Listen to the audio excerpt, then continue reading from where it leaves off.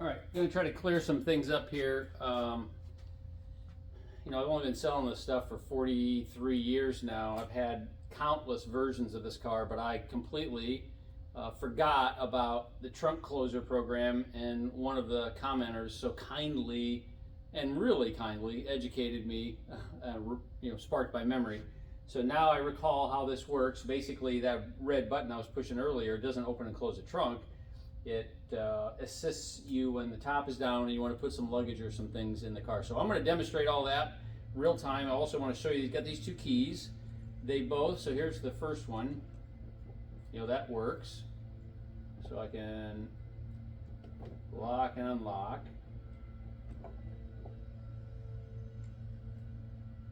And it opens or pops the trunk. So then I can lift it up. Oh, I'm sorry, it caught right away. There we go. All right, so there we have it. That's the way it's supposed to work. And then when you want to close it, you pull it down and you let it touch. And if it doesn't, give it a little push and it'll go down. So I'll try the other key now. It does lock, unlocks, and pops the trunk. So again, let's see if I can get this just right. There, power closer works. Okay, so now let me go ahead and put the top down, and then I'll show you how this little red button works. And sorry for the leaf blowers, guys are here doing the yard work today.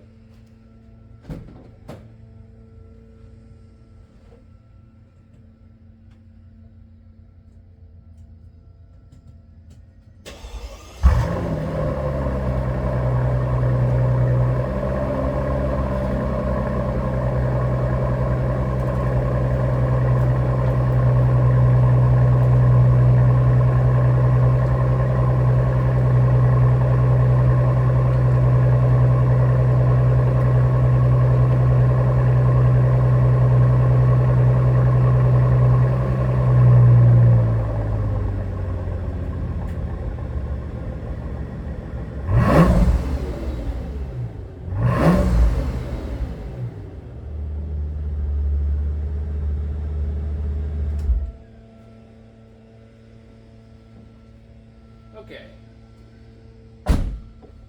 Now let's open the trunk with the manual flap.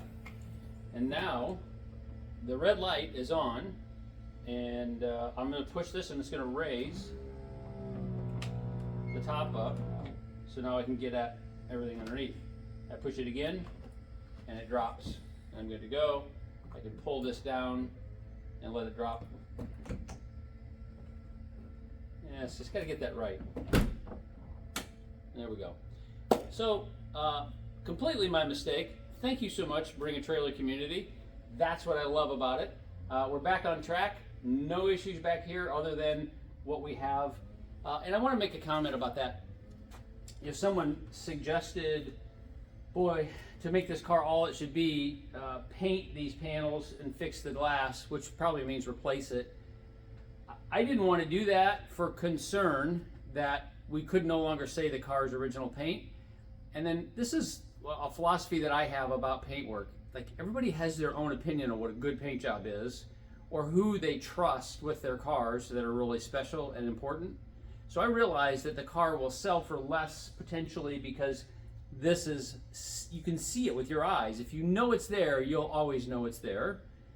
But if you buy the car and you then trust the people that you trust to paint it so it's right, we now have a very interesting aspect that I think a lot of people gloss over and miss. When you offer a car on Bring a Trailer and there's commentary and interaction, it also becomes a legacy of the car, which is really very cool.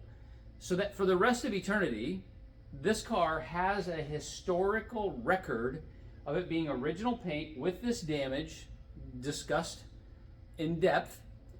And if the next owner decides to paint it and then they someday want to sell it, they can simply state the back of the car was repainted, both fenders and the deck lid. Why? Someone would ask, 20, 30, 40 years from now. Well, if you go back to Bring a Trailer back in 2023, you can see that the seller presented it having had the fluorescent light chip the paint. That's why it was painted. Like, Carfax is cool and all, it gives you some history. Bring a Trailer legacy comments are really more significant than people realize. We're in the early stages of building that legacy for these cars. It's a big deal and it's really important. So that's why we chose not to do it. Good luck with the auction. We're excited for everybody to see who ends up with the car. Cheers.